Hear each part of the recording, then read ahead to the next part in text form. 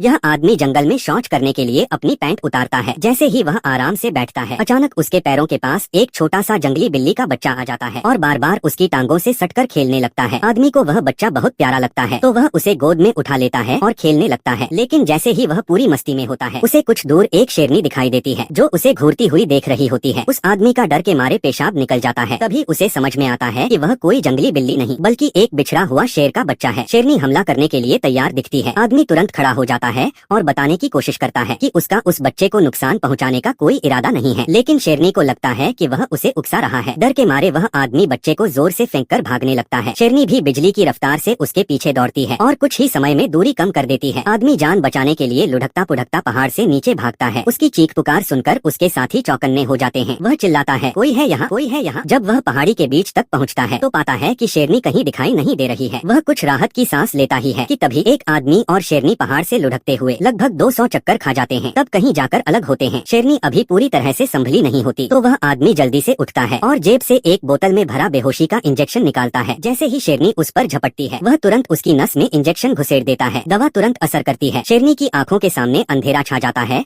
और वह गिर जाती है। आदमी की जान बाल बाल